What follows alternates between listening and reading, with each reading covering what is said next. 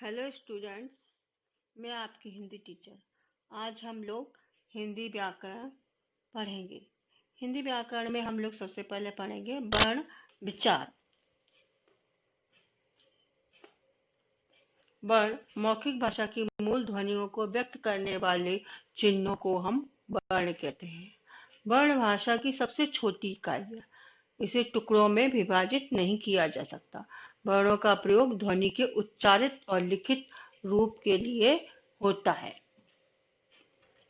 वर्णमाला भाषा की मूल ध्वनियों के क्रमबद्ध समूह को वर्णमाला कहते हैं। वर्ण के भेद उच्चारण के आधार पर वर्णों को दो भेदों में बांटा गया है, स्वर और व्यंजन।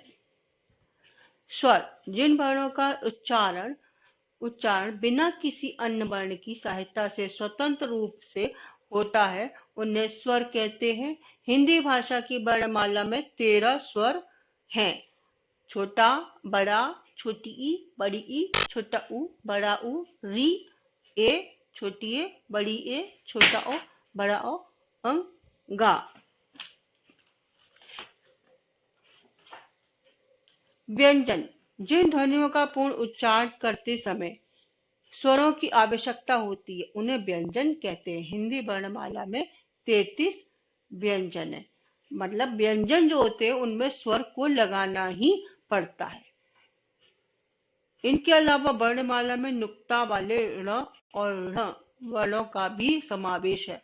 ये दोनों वर्ण डा और ढा से भिन्न है। जैसे डमरू, डलिया की ड ध्वनि गाड़ी और बढ़ाई की ड़ ध्वनि से भिन्न है। उसी प्रकार ढकना और ढलान की ड़ ध्वनि बढ़ई और पढ़ाई की ड़ ध्वनि से सर्वथा भिन्न है। इन वर्णों का प्रयोग सदा शब्द के बीच में होता है। जैसे लड़का, चढ़ाई। छ, त्र, ज्ञ और संयुक्त व्यंजन है। संयुक्त व्यंजन दो अलग अलग व्यंजनों के मेल से बनते हैं। जैसे का और श से मिलकर बना छ, टा और रा से मिलकर बनता है त्रा, ज और रा से मिलकर बनता है ज्ञ और श और रा से मिलकर मिलता है श्र। ये व्यंजन है आपके का, ख, ग, घ, ड़, च, छ, ज, झ, ण, ट, थ, ड, ण, ण, ध, ढ, त, थ, द, ध, न, प, फ, ब, भ, म, य, र, ल, व, श, श, ह। ये आपने छोटी क्लास में जरूर पढ़े होंगे।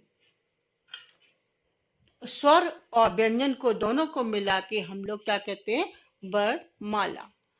ये संयुक्त व्यंजन है। दो भिन्न व्यंजनों के परस्पर संयोग को संयुक्त व्यंजन कहते हैं। जैसे छ, क,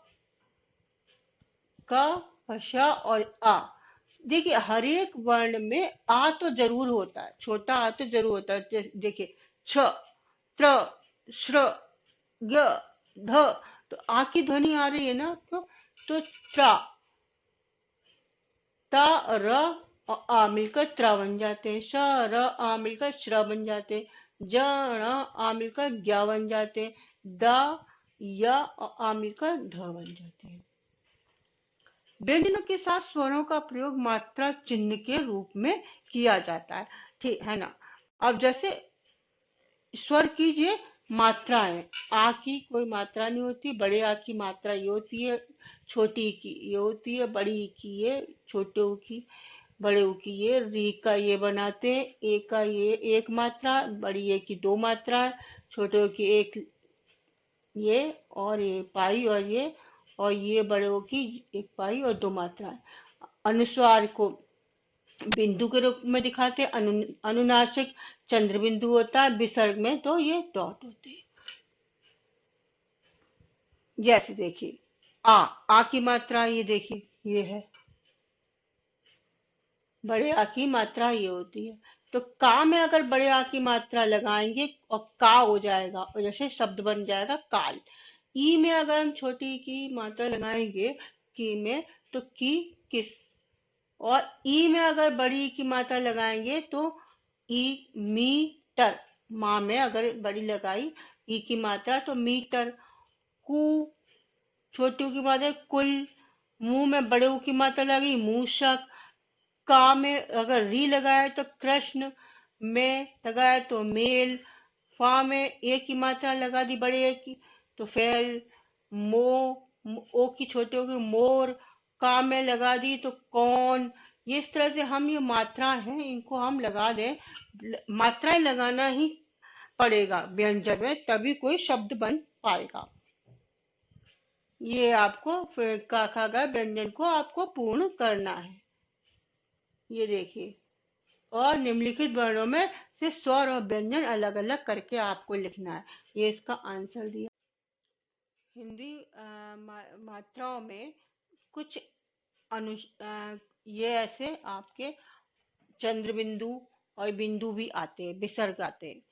अनु पहले अनुनासिक। अनुनासिक मतलब अनुनासिक ध्वनियों के उच्चारण के समय हवा नाक और मुंह दोनों से निकलती है। अनुनासिक ध्वनियों के लिए चंद्र बिंदु ये देखिए ये लगाया जाता है जैसे चांद गांव कुआं। इसमें देखिए आपकी ध्वनि कैसे निकलती है नाक और मुंह दोनों से निकल रही है।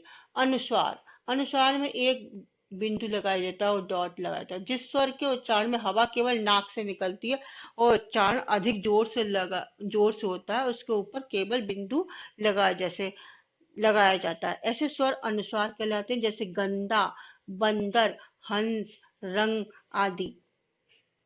विसर्ग। अब यहाँ का भी किसी किसी में दो डॉट भी लगाते हैं उसको विसर्ग कहते हैं। विसर्ग का प्रयोग उन्हीं संस्कृत शब्दों में होता है जो उसी रूप में प्रचलित हैं। सामान्यतः विसर्ग का उच्चारण ह के समान होता है। जो विसर्ग होता है ये देखिए ये विसर्ग ये इसको हा के रूप में बोलते हैं जैसे प्रातः अतः मन स्थिति दुख प्रायः संभवतः आदि इस प्रकार के अन्य शब्द हैं। कुछ शब्दों में हम लोग नुक्ता लगा देते हैं। नुक्ता मतलब छोटा सा डॉट जैसे कढ़ा डगर कढ़ाई ढमढम कढ़ाई ढलान बढ़ई झगड़ा ढरकी कड़ी चढ़ना पहाड़ ढकना खड़ाव। अब इसमें हम लोग इस तरह से डॉट लगा देंगे नुक्ता लगा देंगे जैसे कढ़ा कढ़ाई कढ़ाई बढ़ई झगड़ा कड़ी चढ़ना पहाड़ खड़ाऊ बड़ा।